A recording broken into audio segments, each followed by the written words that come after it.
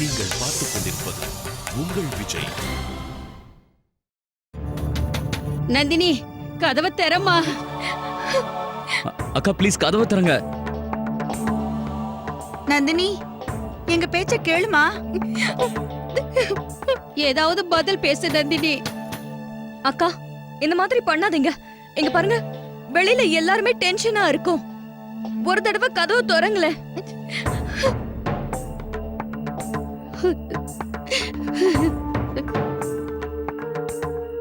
அக்கா ப்ளீஸ் கதவை திறங்க. நான் போய் மோகனுக்கு ஃபோன் பண்றேன். வேணா கார்த்திக், இப்ப பண்ண வேண்டாம். முதல்ல நம்ம நந்தினி கிட்ட பேசிடலாம், அதுக்கப்புறமா பண்ணலாம். முதல்ல வெளியே வந்தா தானே பேசுறதுக்கு. அக்கா ப்ளீஸ். நந்தினி, கொஞ்சம் கதவை திறமா. நீ எங்க யார்கிட்டயும் பேச வேண்டாம், உங்க அம்மா கிட்ட மட்டும் பேசு. நந்தினி. அக்கா, அக்கா என்னாச்சுக்கா? அண்ணி, அண்ணி, என்னாச்சு? சாந்தி, அண்ணி போய் உட்கார வைங்க. சீக்கிரம் இங்க வாங்க. அண்ணி, பொறுமையா வாங்க, பொறுமையா வாங்க, பயப்படாதீங்க, வாங்க, பொறுமையா வாங்க.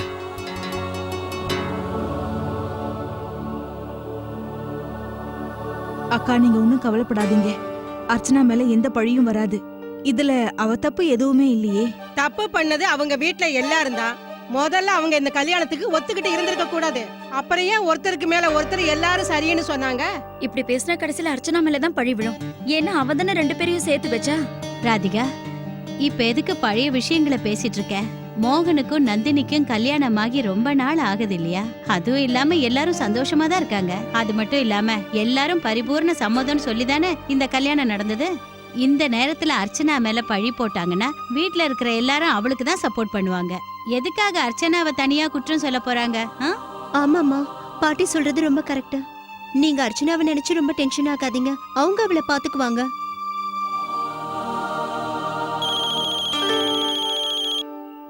ரத்னம். ஹலோ. வணக்கம் ரத்னம். வீட்ல எல்லாரும் சௌக்கியமா? பரவாயில்லப்பா. உன்னால ஏன் வர முடியலன்னு என்னால புரிஞ்சுக்க முடியுது. என்ன அப்படியா? அம்மாவை கூட கூட்டிட்டு போறேங்கிறியா? சரி சரி, நான் அம்மா கிட்ட இதை பத்தி பேசுறேன். நான் பேசிட்டு சொல்றேன். வச்சிடுறேன். அம்மா, அது ரத்னமும் அவன் வைஃபும் ஹரித்வார் போறாங்களாம். போகும்போது உங்களையும் கூட கூட்டிட்டு போகணும்னு ஆசைப்படுறேன். நானும் போகணும்னு தான் இருந்தேன். நான் கிளம்புறதுக்கு ஏற்பாடு பண்ணு ராதிகா. சரிம்மா. சமதி அம்மா, இன்னும் கொஞ்ச நாள் நீங்க இங்க இருந்தீங்கன்னா ரொம்ப சந்தோஷமா இருக்கும். கொள்ளு பேரனோ கொள்ளு பேத்தியோ பிறந்ததுக்கு அப்புறம் போலாம்ல. அந்த குழந்தைக்காக தானே இப்ப வேண்டிக்கிறதுக்காக நான் ஊருக்கு போறேன். நாளைக்கு போய் ஒரு தடவை அர்ச்சனாவையும் பாத்துறேன். அவளை நினைச்சாதான் எனக்கு ரொம்ப கவலையா இருக்கு. அம்மா, நான் உங்களை கூட்டிட்டு போறேம்மா அர்ச்சனா வீட்டுக்கு. அப்படியே நான் அவளை பார்த்த மாதிரி இருக்கும். எனக்கு என்னவோ ரொம்ப கவலையா இருக்கு. அங்க என்ன நடக்குதுன்னே புரியலையே.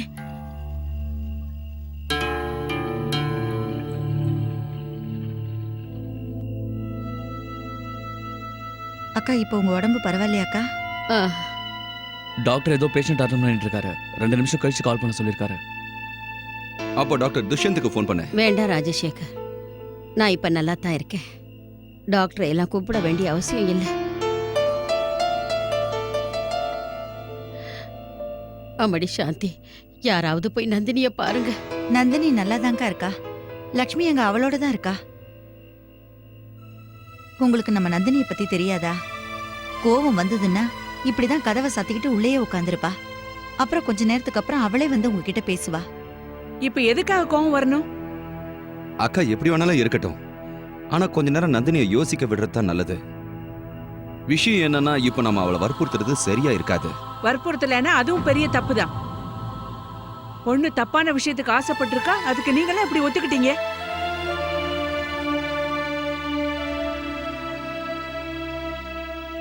யோசிக்கவே மாட்டீங்களா? வயசுல சின்ன பையனோட நம்ம பொண்ணு எப்படி குடும்பம் பண்ணுவா? அவங்க நம்ம அந்தஸ்துக்கு ஏத்தவங்களும் கிடையாது. கார்த்திக், அக்கா, சின்ன வயசுல அந்த பையன் நம்ம கண் முன்னாடி வளர்ந்தவன். என்னங்க இந்த நேரத்துல நீங்க இதெல்லாத்தையும் பேச வேண்டாமே.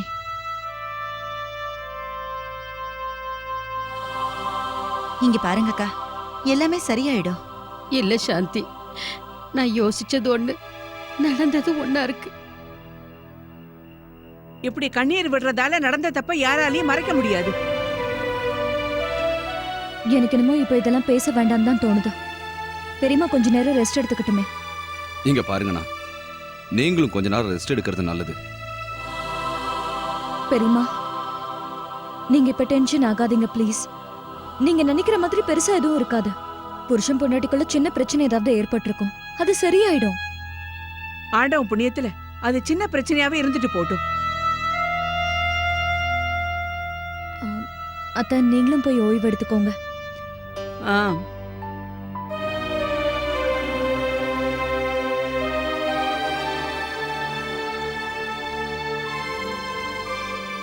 அக்கா, ஒருவேளை உடம்பு ரொம்ப சரியில்லைன்னா நீங்க உடனே குரல் கொடுங்க.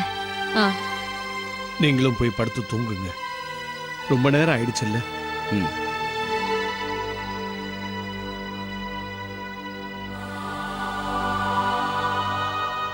சரியா படுத்துக்கோங்க பெரியம்மா, படுத்துக்கோங்க. அர்ச்சனா, நீ போய் நந்தினிய பாருமா. பெரியம்மா, நான் இப்ப அவங்க ரூமுக்கு தான் போறேன். சரி போ. நீங்க தூங்குங்க.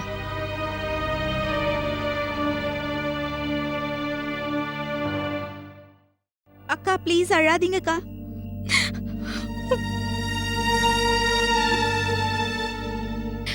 அம்மா, அம்மா நல்லா இருக்காங்க, தூங்கிடுவாங்க. நீங்க நல்லா இருக்கீங்கல்ல? அக்கா ப்ளீஸ், நீங்க டென்ஷன் ஆகாதீங்க. பிரச்சனை எதுவா இருந்தாலும் நாங்க எல்லாரும் அதை பாத்துக்கிறோம். ஆமாமா, அர்ச்சனா சொல்றது ரொம்ப சரிதான். நீ ஒன்னும் கவலைப்படாத. நான் போட்டுமா? அர்ச்சனா, நீயும் போய் தூங்கு. ரொம்ப டயர்டா இருப்பல்ல? அம்மா, நான் இன்னும் கொஞ்ச நேரம் அக்காவோட உட்காந்துட்டு அப்புறமா போறேன்.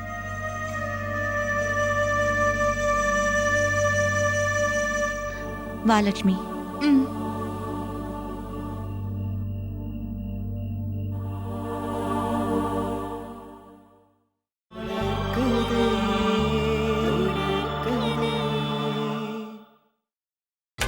நீங்கள் பார்த்துக் கொண்டிருப்பது உங்கள் விஜய்.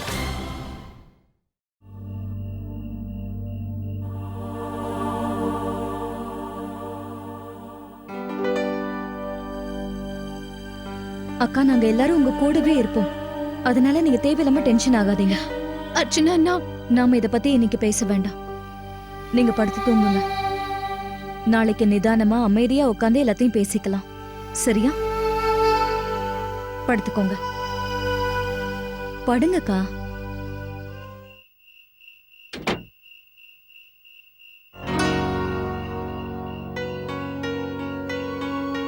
என்னாச்சு?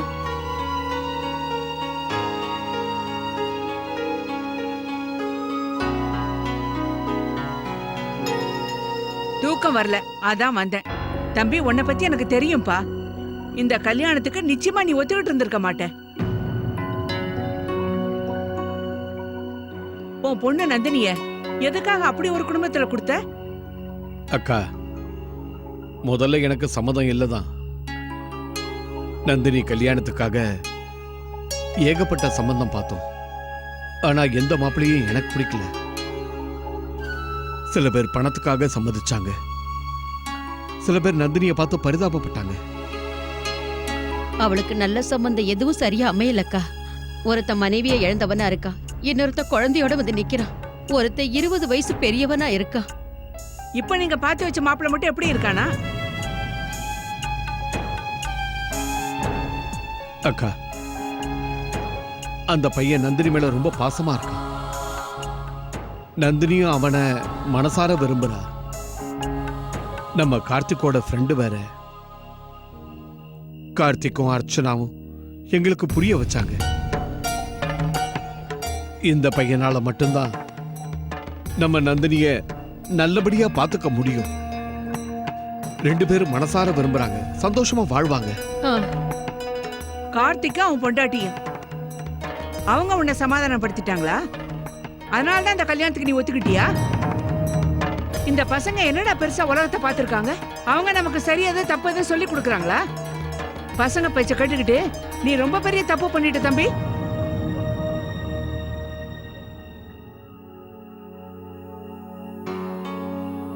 ரொம்ப டயர்டா இருக்கா?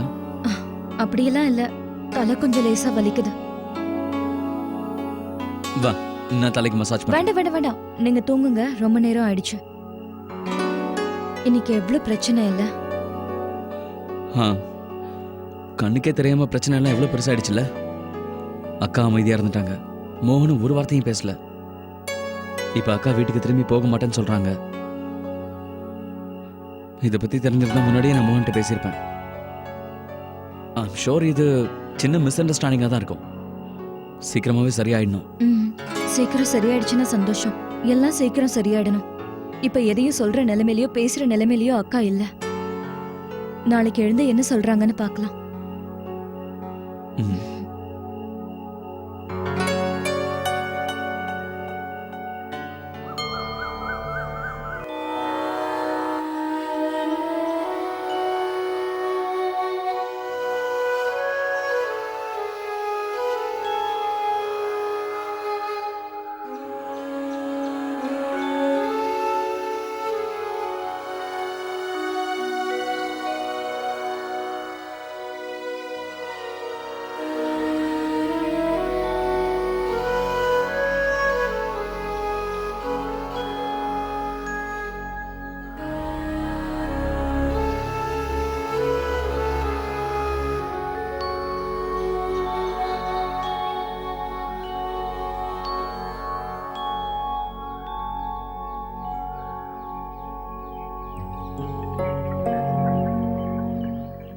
அம்மா, டிஃபனுக்கு சப்பாத்தி உருளைக்கிழங்கும் பண்ணட்டுமா? சரி மாணிக்கம், பண்ணிடுங்க. கூடவே ஸ்வீட் ஏதாவது பண்ணி வைங்க. பண்ணிடுறேம்மா. அப்புறம் மஞ்சப்பொடி காரம் கம்மியா போடு, என்னால சாப்பிட முடியாது. சரிங்கம்மா. அக்கா, உங்க மனசுல என்ன ஓடிட்டு இருக்குன்னு எனக்கு புரியுது. அப்பா அம்மா டென்ஷன் ஆக கூடாதுன்னு நீங்க நினைக்கிறீங்க. ப்ளீஸ் அக்கா, நீங்க இந்த முறை வீட்ல எல்லாருக்கும் விஷயத்த சொல்லிடுங்க. அது எவ்வளவு பெரிய பிரச்சனையா இருந்தாலும் சரி, வீட்ல எல்லாருமா சேர்ந்து அதை சால்வ் பண்ணலாம். அம்மாடி அர்ச்சனா, எனக்கு இஞ்சி போட்டு ஒரு நல்ல டீ கொண்டு வந்து குடுக்கறியா? இதோ.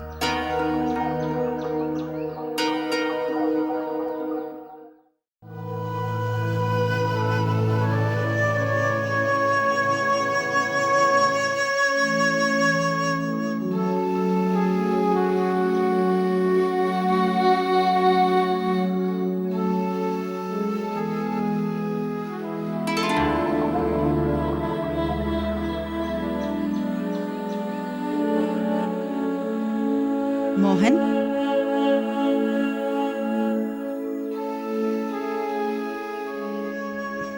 மோகன், நீ யார நினைச்சுக்கிட்டு உட்கார்ந்துட்டு இருக்கியோ அவ இனிமே வரமாட்டா. அம்மா, எவ்வளவு நாள் இப்படி அவளே நினைச்சுக்கிட்டு உட்கார்ந்துட்டு இருக்க போற?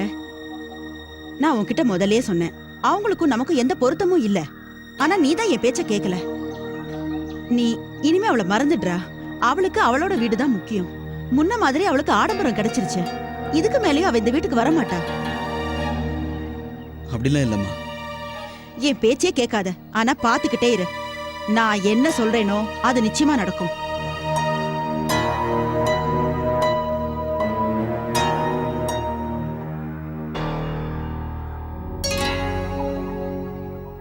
பாட்டிமா, உங்க பொட்டி படுக்கை எல்லாத்தையும் எடுத்து வந்துட்டேன். டே பாலா, இதெல்லாம் சரிதான்டா. ஆனா என்னுடைய சால், அந்த 2 புடவைங்க, அது ரெண்டையும் காணவே எங்க போச்சது? அம்மா, அது வாஷிங்க்கு கொடுத்துருக்கு. பாலா, நீ வரும்போது கொஞ்சம் துணி எல்லாம் போய் வாங்கிட்டு வந்துரு. அப்புறம் சீக்கிரமா வண்டி எடு. சரி சின்னம்மா, வண்டி போய் எடுத்து வைக்கிறேன்.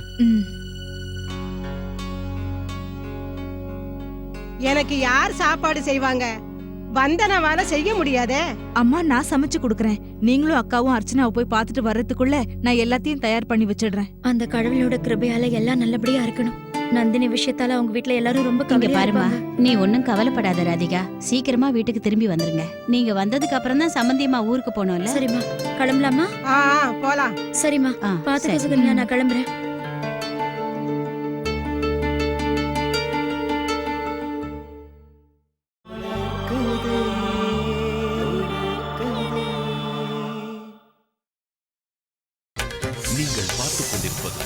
உங்கள் விஜய்.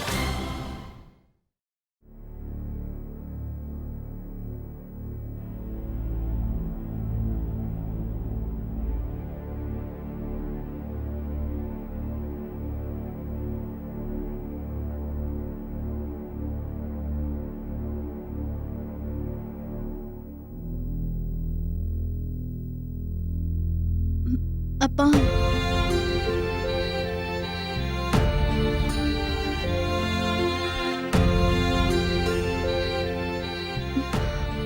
நான்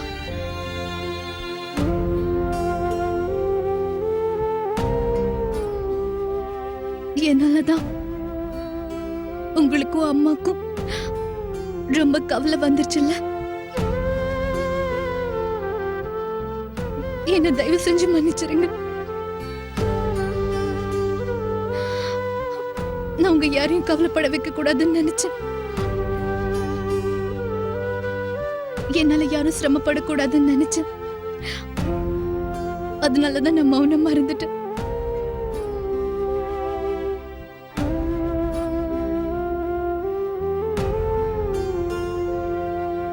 பெரியப்பா, நீங்க ஏன் மௌனமா இருக்கீங்க? அக்கா கிட்ட ஏதாவது சொல்லுங்க. நடந்ததுக்காக அவங்க உங்க எல்லார்கிட்டயும் மன்னிப்பு கேட்டுட்டு இருக்காங்க. என்ன விஷயமா நந்தினி? நீ எங்ககிட்ட எதுவுமே சொல்லல. எங்களுக்கும் என்ன விஷயம்னு தெரியாது. ஆமாமா, அக்காவுக்கு உடம்பு சரியில்லாதனாலதான் நீங்க வந்து தங்கி இருக்கேன்னு நினைச்சிட்டு இருக்கோம். ஆமாம்மா, நீ மாமியார் வீட்ல சொல்லிட்டு தான் இங்க வந்திருக்கேன்னு நாங்க நினைச்சுக்கிட்டு இருக்கோம். என்ன ஆச்சு நந்தினி? அங்க யாராவது ஏதாவது உன்னை சொன்னாங்களா? அப்படின்னா இப்ப எதுக்காக நீ மாமியார் வீட்டுக்கு போக மாட்டேன்னு சொல்ற? ஏன்னா மோகன் என்ன ஒரு பாரமா நினைக்கிறாரு.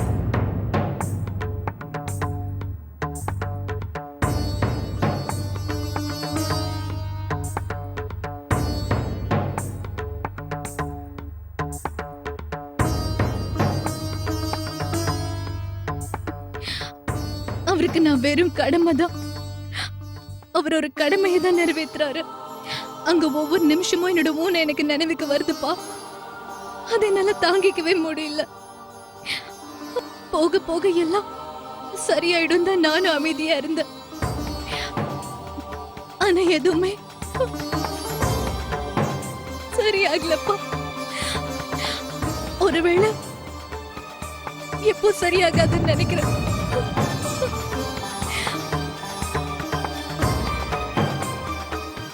அப்படியெல்லாம் இருக்காது நந்தினி. உனக்கு தான் அப்படி தோணுதுன்னு நான் நினைக்கிறேன். இல்ல சித்தப்பா, நான் ரொம்ப யோசிச்சு பார்த்துட்டேன். அர்ச்சனாவும் எவ்வளவு புரிய வச்சா. பிரச்சனை எதுவா இருந்தாலும் அதை நாம தான் பாத்துக்கணும்னு அவ சொன்னா. ஆனா என்ன கார்த்திக் பொண்டாட்டிக்கு ஏற்கனவே இந்த விஷயம் எல்லாம் தெரியுமா? அப்படி இல்ல அத்தை, அவளுக்கு எதுவும் தெரியாது. அவதான் உனக்கு புத்தி சொல்றாளா? அவ என்ன புத்தி சொல்றது? ஏதாவது பிரச்சனைனா வீட்டு பெரியவங்க கிட்ட வந்து பேசுவாங்க.